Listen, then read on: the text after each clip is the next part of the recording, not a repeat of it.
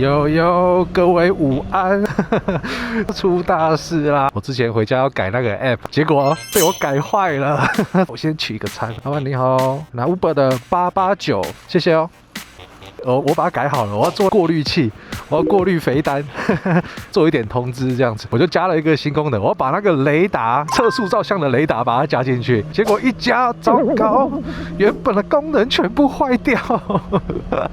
我又搞了一整天，亂掉之後呢，它還改不回來，要厲害了！我要重新再做一次了。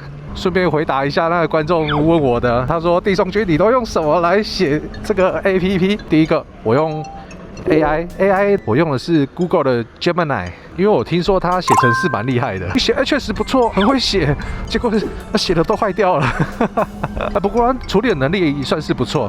另外一邊我是用 Cursor 它裡面其實有 AI， 但是它的 token 我就沒有買，我想說測試一下這樣子，沒毛病，所以我就沒有買它 token， 應該算是蠻聰明的。我一開始 APP 的架構是用 Cursor 寫的。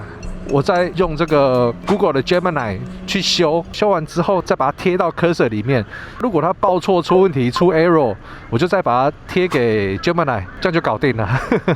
因為這次的經驗讓我學到不少東西啊。那個 Gemini 除了它可以幫你寫程式之外，它還可以教你很多東西。反正在這個debug 的過程當中，有很多程式的一些知識很重要，我不懂的我就問他，他就教我，我又因此又學了一些新的東西。我發現這個 Cursor 它蠻聰明的，不過當專案變肥大之後，它會出現一些問題。它整個肥大之後，它自己都不知道自己在幹嘛了。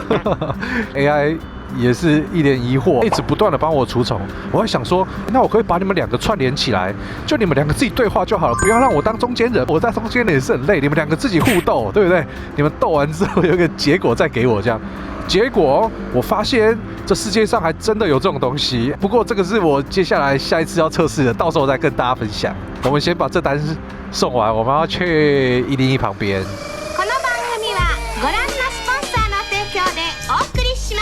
等紅燈的時候，就是檢查一下我們的餐點，客人吃什麼？台中香蕉甜桃切盒砂糖乾，不錯不錯。稍等我一下，這間水果店非常有名。這個砂糖乾是一個蠻特別的東西，你不覺得它名字很特別嗎？你知道它背後有什麼故事嗎？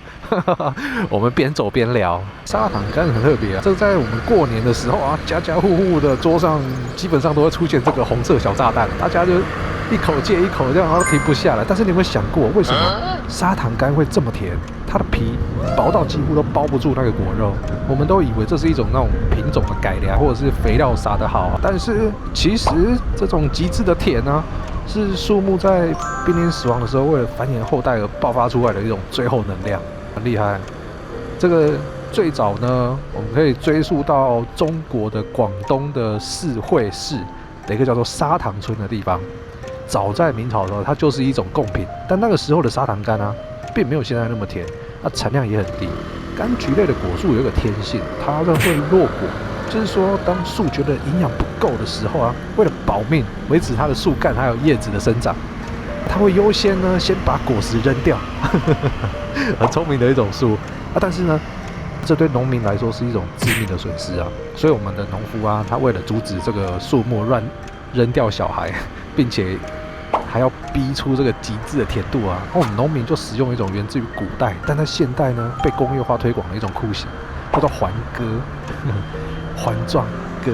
樹木呢，它有兩條這個運輸的管道，一個是木質部啊，我們國中有學過，對不對？木質部在裡面是負責把那個水跟礦物質從根部往上送到葉子的部分，然後第二個是韧皮部，是指那個樹的表皮的內側，它是負責把那個葉子光合作用所產生的糖分往下輸送到根部，所以農民呢就會在這個砂糖乾開花結果的關鍵時候，拿刀在那個樹幹上面環切一圈，他把那個韌皮部切斷，而保留這個木質部。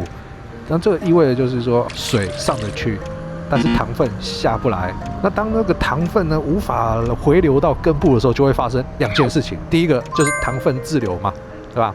我們葉子製造的所有糖分，因為下不去，會被迫堆積在這個枝頭的果實裡面。這就是為什麼砂糖乾啊會甜到膩人的那種物理的原因。第二個就是一種生存的恐慌，因為根部啊它收不到營養，然後就會發出訊號告訴整個說我要死了，我們要垮了。所以根據生物演化的本能，當生物感知到生命即將結束的時候，就會開啟一種瘋狂的繁衍模式。樹木呢會拼盡最後一口氣，把所有能量都注入到果實裡面、種子裡面，然後希望下一代能夠活下去。这位客人很特別，他有備註說，如果1樓沒辦法放，要幫他送上樓，放這邊呢，拍照搞定，耶、yeah！所以啊，你吃的那一口甜，其實就是樹木在面臨死亡恐懼時候而產生的那種求生慾爆發。那除了這種農夫的環割手法啊，你在那種全聯啊或者市場可以看到的那種砂糖乾有沒有？往往還經歷了那種蓋膜的一種工法，就是說，像我們冬天嘛，冬天寒流來的時候呢，農民會幫那個整個果園蓋上巨大的塑料布，然後像溫室一樣。這不是為了防凍，而是為了那延遲採收。果實呢掛在樹上的時間越長，它累積的糖分就會越高。然後透過這個蓋膜啊，農民就可以精準的控制這個上市的時間，然後避開這種盛產期的那種低價，讓你在過年之後還能夠吃到像剛摘下來的那個橘子一樣。這對樹木的消耗呢也是蠻巨大的。所以呢，在這個傳統農業中，一棵果樹的資產要傳給下一代，可以活幾十年。但在現代的這種砂糖乾的產業當中，果樹就變成一種消耗品啦。因為長期的環割跟過度的掛果，砂糖乾的樹的根系啊會嚴重的衰弱，壽命也會變得比較短。所以很多果園的策略就是不然我們就殺雞取卵好了。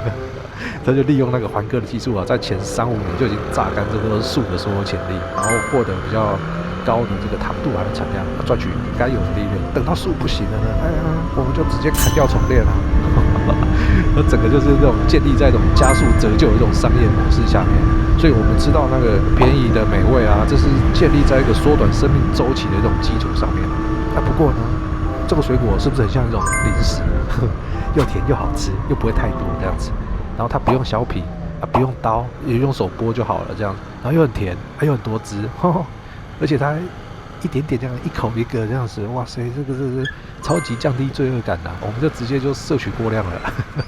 商業上呢，這個會比賣那種大顆的柚子啊或者是柳丁來說更有一點優勢吧，我覺得。然後他把自己從那個水果變成一種看電視的拌嘴零食啊。我看那個日本的劇啊、電視啊、電影。而且我都看到那種冬天的時候，他們就圍在那個小桌子上面，然後就邊過年，然後邊吃那個很漂亮的小橘子，這樣。它已經取代了這種洋芋片的這種地位，你知道嗎？哇，非常特別。9樓，嘿嘿，大家謝謝哦。冷嗎？今天？我這樣穿就還好。穿雨衣，有雨衣就 OK 了，雨衣可以擋風。對，差很多。裡面有穿那個保暖的嗎？有。最近下去就不透風了。對，先擋風嘛，然後裡面再保暖就搞定了。對。早上有下一點點毛毛雨，晚上就比較冰了。拜拜。好，你好，有叫外送嗎？一位張先生小姐的。對，沒錯。好，謝謝，拜拜。有意大利麵嗎？意大利麵，另外一個還沒過來，那你稍等他一下。OK， 拜拜。好的，下面一位牛肉河粉、炸春卷、乾拌河粉，不錯，我們去看看。